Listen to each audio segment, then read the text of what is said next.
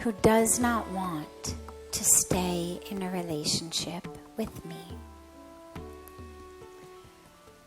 So this is the stuff that comes up all the time in life, whether we are children in school and one day we have a friend who the next day decides they don't want to be our friend. It happens with boyfriends and girlfriends in societies where dating is prevalent, but it also happens even as we get older. My dad is a divorce attorney in LA, and divorces come out of typically one person. Sometimes it's both, but most of the time it's one person who wants out. Not that the other one, of course, thinks everything is going perfectly, but typically you'll see one who wants to make it work, wants to keep trying, and one who says, enough.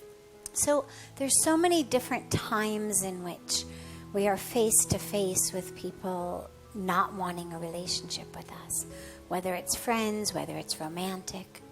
Sometimes even tragically we see it in families. Family members who don't speak to each other. Families who have an argument, some kind of a conflict, and stop speaking to each other for years, decades. It's over. Forget it.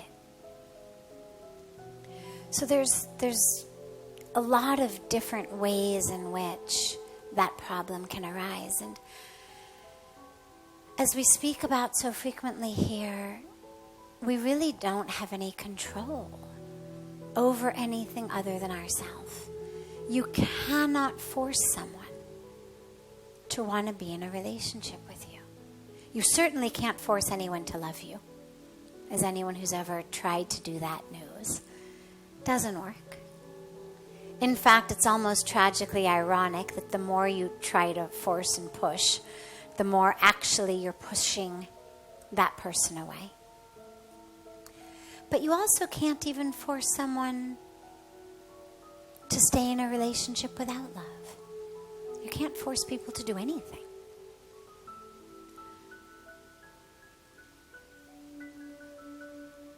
So the solution to this, or the way into this, is really the same way into all of those circumstances in our life in which we would like things to be different, but we don't have any control over them. And the only way in this circumstance to handle it is to handle ourselves. For some reason, sometimes it's about us, sometimes it's about them. Typically it's some combination thereof. Very rarely does someone want to break off a relationship and it's all one person. People will tell you it is. They'll say, it's all your fault. But it's almost never all one person. And the way that we know this is, I can't tell you how many times, growing up, you see this all the time with kids, where kids and young people, teenagers, will complain about their parents. Oh my God, my mom this. Oh my God, my dad that. But then friends come to the house and they say, oh my God, your mom is the best. Your dad is the best. I don't know how you can possibly complain. You've got the best parents. People will complain about what their husband does, what their wife does. And other people say, oh my God, you've got the best husband. You have the best wife. You're so lucky. And so a lot of what goes wrong is an interaction. It's very rarely that really one person is all right and one person is all wrong. Typically just has to do with, as they say, rubbing each other the wrong way. But the question that was asked is what to do when someone doesn't want to have the relationship. So that's a different question than how do we save our marriage? When one person has already decided they want out, your situation is no longer, how can I make it work? Your situation is now, what do I need to do inside to be okay with this? And there's two pieces to it. The first piece is the same general letting go. When we lose anything, when anything in our life doesn't go according to how we want it to go, we have no choice but to let go of the expectation of how we expected it to be. To have gratitude for what we had, because we had it for a certain period of time.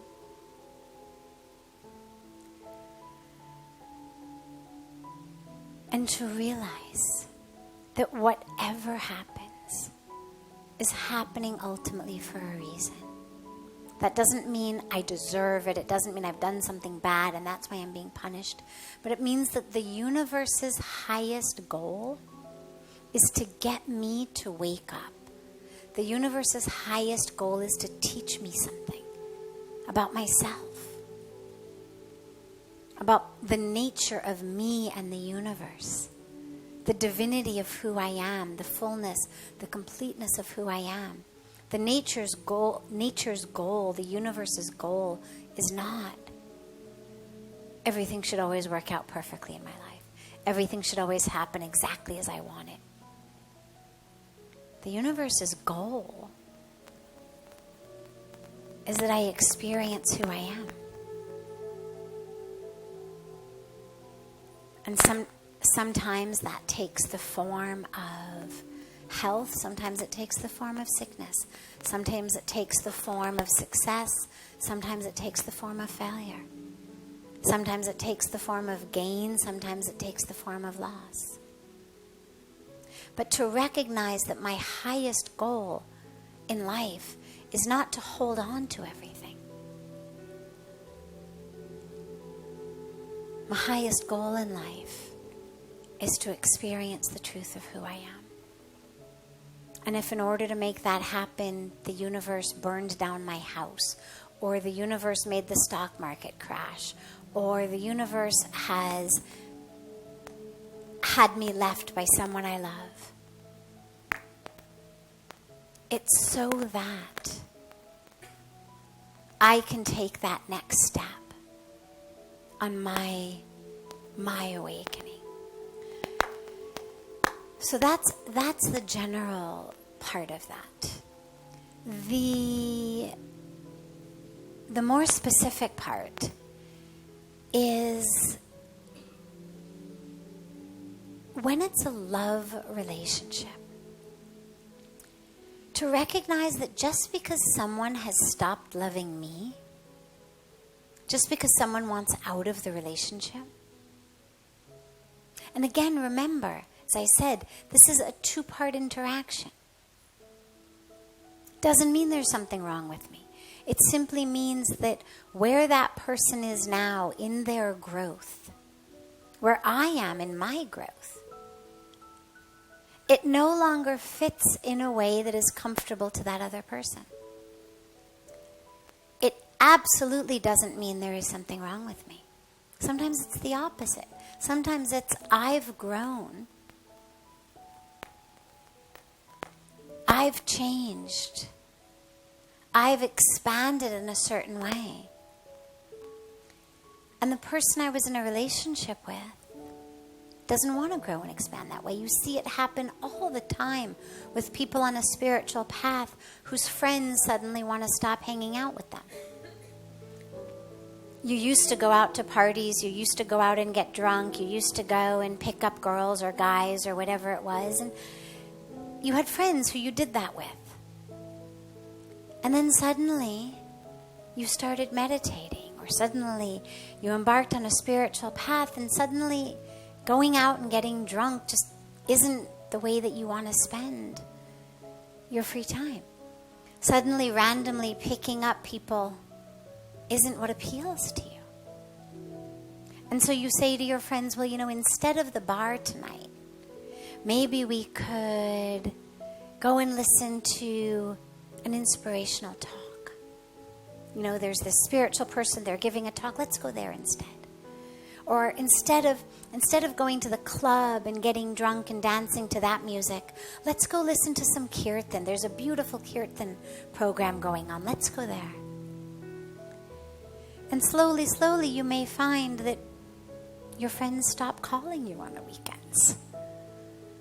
Or when you call them and you say, you know, let's hang out, suddenly they've got all kinds of excuses of why they can't hang out. Now, it doesn't mean there's something wrong with you. What it means is that how you've grown, how you've changed, is something that is not comfortable for them. They would like to keep drinking and picking people up and doing things that no longer appeal to you.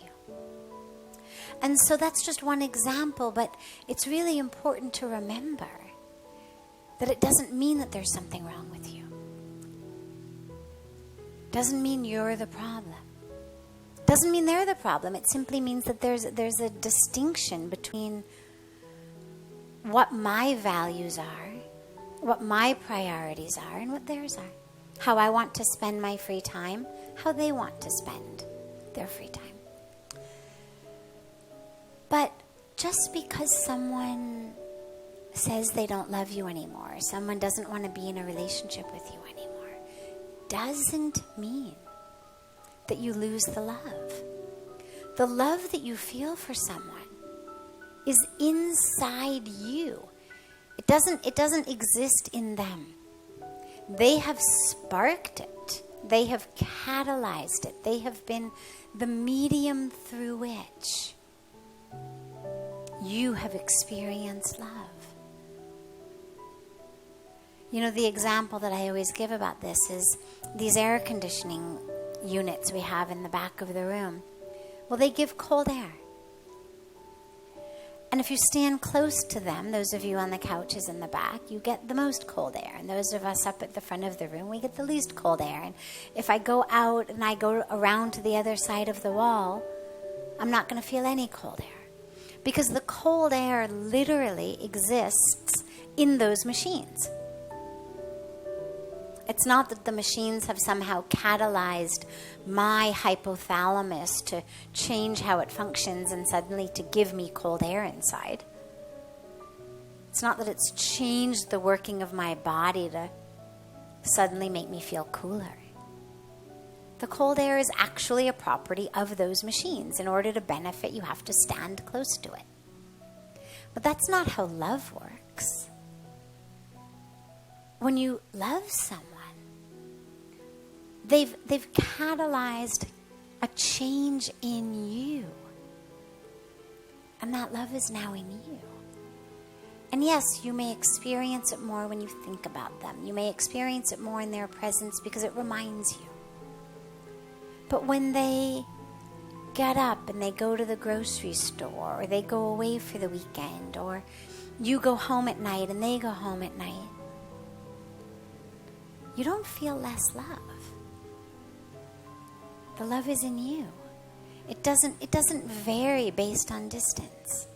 And so in the same way, if that person, instead of being physically distant, simply says, I don't want to be in the relationship, well, that love, that's still your right. No one can take that from you. They can remove their physical presence. They can remove the relationship. They can say, I don't want to be your friend or your boyfriend or girlfriend or your husband or wife. But they cannot take away the love in your heart. They cannot make you stop feeling that. That's in you. And so remember that, because so much what hurts is the love feels so good. Loving someone feels so good. And when we lose that, when we lose the relationship rather, we feel like we've lost the love because we cut ourselves off to it. Now when I think about that person, I feel pain instead of love.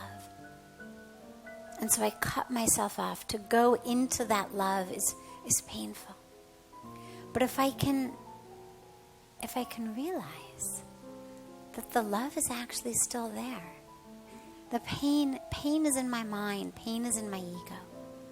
And I don't mean that to belittle it. It's just that's where it exists. The love is in me. And I can access that whether somebody has chosen to end a relationship with me or whether someone has passed away. In both cases, they are no longer with me physically. But in both cases, I still have my love for them. That's my gift to me. They just catalyzed it. And so that's another really important thing to remember is they can remove their presence. They cannot remove the love from your heart. And so hold on to that. Because love is a gift.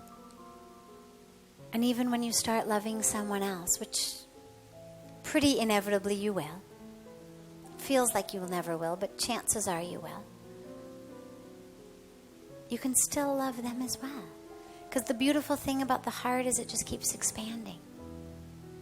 It's not like a box that can only hold a certain amount and then it bursts. The heart actually keeps expanding. The more you love, the more it expands. So hold on to that love. And then, of course, open the heart and love more.